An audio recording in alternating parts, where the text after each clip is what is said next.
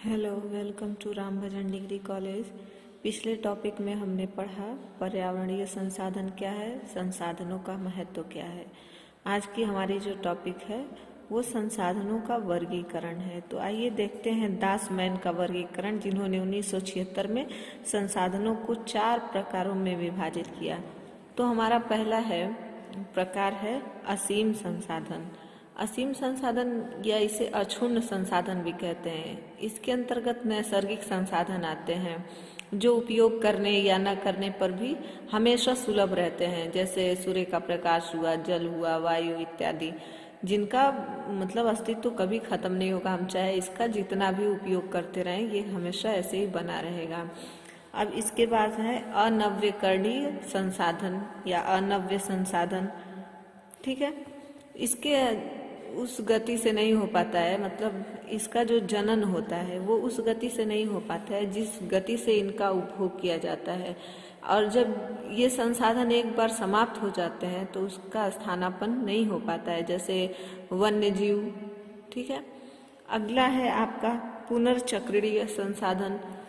ये जो होते हैं विशिष्ट प्रकार के अनवीकरणीय संसाधन होते हैं और उपयोग करने के बाद पूर्णतया नष्ट नहीं हो पाते हैं। इनका बार बार विभिन्न रूपों में उपयोग किया जा सकता है, जैसे धातु इसके अंतर्गत आ जाएंगी। अगला है आपका नव्यकरणीय संसाधन। इसके अंतर्गत वे सभी जीवित वस्तुएं आती हैं जिनमें पुनर्जनन और वृद्धि की क्षमता होती है। जब तक इनके उपयोग की दर इनके जनन और पुनर्जनन की दर से कम रहती है और जब तक इनका पर्यावरण अनुकूलन बना रहता है, तब तक इनका प्रतिस्थापन खुद ही होता रहता है। उसे कहते हैं नवीकरणीय संसाधन। ठीक है, अब आइए देखते हैं संसाधनों का सामान्य वर्गीकरण। तो जो संसाधनों को सामान्य वर्गीकरण में हम 6 प्रमुख भागों में बांटते हैं। पहला है जैविक एवं अजैविक संसाधन। तो देखिए, जैविक संसाधन क्या होता है। जैविक संसाधनों के अंतर्गत जीवित जीव सम्मिलित किए जाते हैं, जैसे वनस्पति संसाधन और मानव सहित जंतु संसाधन। वनस्पति संसाधन के अंतर्गत वन और वन उत्पाद, कृषि फसलें, जंतु के चारे आदि को सम्मिलित किया जाता है। जंतु संसाधन के अंतर्गत वन्य एवं पालतू यानी घरेलू जानवर, पक्षियों और मछलियों और जंतुओं के उत्पाद सम्मिलित किए जाते हैं।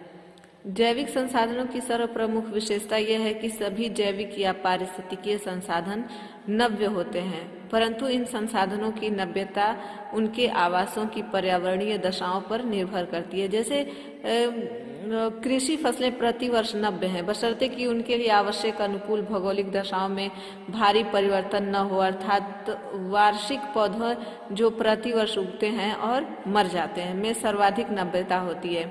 इसके विपरीत जो होता है दीर्घजीवी पौधों में, जैसे वृक्ष में न्यूनतम नव्यता होती है, क्योंकि उनकी पुनर्जनन दर जो होती है निहायत ही कम होती है। अब अजैविक संसाधन देखते हैं। अजैविक संसाधन के अंतर्गत अजीवित वस्तुओं को सम्मिलित किया जाता है, जैसे भूमि, जल, मिट्टी, शैल, खनिज,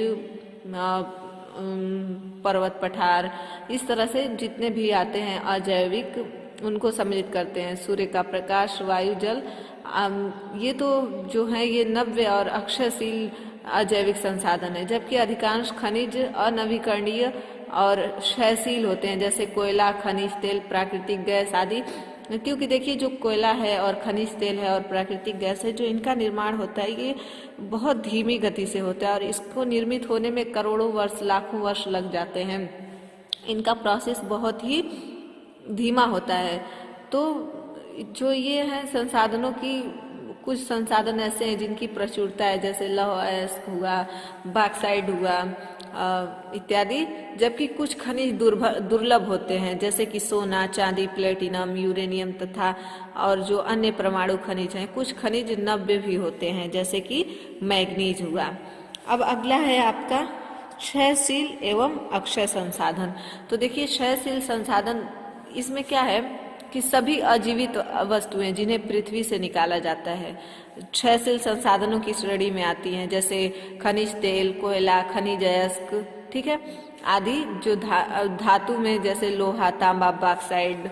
और फिर उसके बाद होगा आपका धातु खनिज में, जैसे लोहा, तांबा, बॉक्साइट, सीसा, जस्ता, सोना, चांदी, प्लेटिनम, मैग्नीज इत्यादि जितने भी खनिज निकलते हैं वो सब आ जाएंगे। और फिर अधातु खनिज में जैसे होता है एस्बेस्टस आता है, अभ्रक आता है, ग्रेफाइट, फास्फेट, गंधक, पोटाश इत्यादि सभी की मात्रा निश्चित है। अतः क्या होता है, अत्यधिक विदोहन और उपभोग पर ये पूर्णतः समाप्त हो जाते हैं।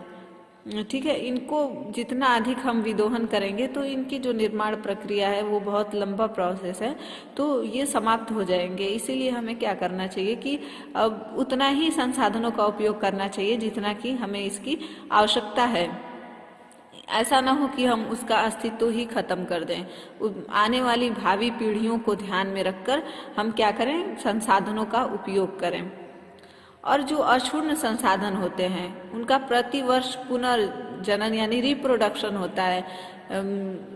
ऐसे संसाधनों के अंतर्गत जैसे सौर ऊर्जा, जल, वायु, अधिकांश वन्य जीव और मानव वर्ग को सम्मिलित किया जाता है। जंतुओं की कुछ दुर्लभ प्रजातियां क्या हैं कि अक्षयशील नहीं है, जैसे शेर, चीता आदि, क्योंकि उनकी पुनर्जनन दर बहुत धीमी होती है। तो अगर शेर, चीता देखिए आजकल जैसे जंगलों में शेर और चीता जितने भी पशु हैं कुछ रेयर बचे हुए हैं, इनकी संख्या दिन ब दिन घटती जा रही है। तो इनको क्या करना है कि हमें इनका अस्तित्व बचाए रखने के लिए हमें इसका संरक्षण करना पड़ेगा। हमें इनको मतलब सुरक्षित रखना पड़ेगा। इनके जैसे इनके शिकार पर रोक लगानी पड़ेगी। जो इनकी मौत कैसे हो रही है उसका हम सर्वे करें, उसको ध्यान में रखें, इनकी संख्या कहाँ पे कितनी है, क्योंकि ये हमारे पारिस्थितिक तंत्र के एक तत्व हैं, एक बहुत ही महत्वपूर्ण तत्व हैं।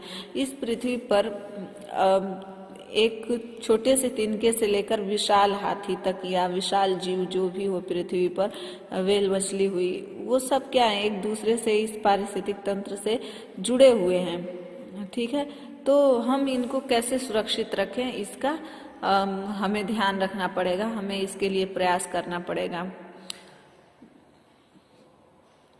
अब अगला है आपका संभावित और विकसित एवं विकसित संसाधन। देखिए, किसी भी संसाधन में निहित ऊर्जा की जो सकल मात्रा होती है तो उसको क्या कहते हैं, संभावित या संभाव्य ऊर्जा संसाधन कहते हैं। पोटेंशियल एनर्जी रिसोर्स, जैसे जल संसाधन और सौर ऊर्जा संसाधन। मनुष्य द्वारा उपयोग के लिए संभाव्य ऊर्जा की जितनी मात्रा का विकास किया गया हो उसे विकसित ऊर्जा कहते हैं, जैसे जल विद्युत, सौर ऊर्जा। ठीक है, अगला क्या है आपका कच्चा माल तथा ऊंचाई संसाधन, ऊर्जा संसाधन। देखिए, जो कच्चे माल होते हैं वो प्राथमिक संसाधन होते हैं जो कारखानों में विभिन्न सामग्रियों के उत्पादन के लिए प्रयोग किए जाते हैं। इन्हें हम दो वर्गों में विभाजित करते हैं। पहला आपका हो जाएगा जैविक या पारिस्थितिकीय कच्चा माल, कृषि, मत्स्य ग्रहण तथा जंतुओं से प्राप्त किया जाता है।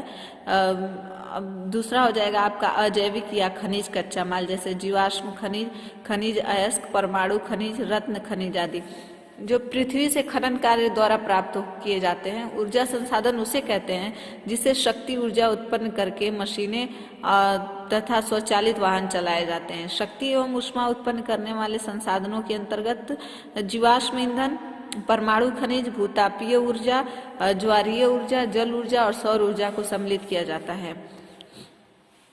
ऊर्जा संसाधनों को पुनः दो उप विभागों में विभाजित किया जाता है, जिसमें आ जाएगा आपका जो मैंने पहले बताया है अनव्य और नव्य संसाधन आ जाएंगे आपके। अगला है आपका कृषि एवं पशुचारण संसाधन। देखिए, कृषि संसाधन के अंतर्गत कृषि भूमि और कृषि उत्पादन दोनों को सम्मिलित किया जाता है। इन्हें आधारभूत या मौलिक संसाधन भी कहते हैं, क्योंकि ये संसाधन मनुष्य की मौलिक आवश्यकताओं जैसे खाना, कपड़ा और मकान, जो मनुष्य की प्राथमिक आवश्यकता है, रोटी, कपड़ा और मकान की पूर्ति करते हैं और जानवरों को चारा प्रदान करते हैं।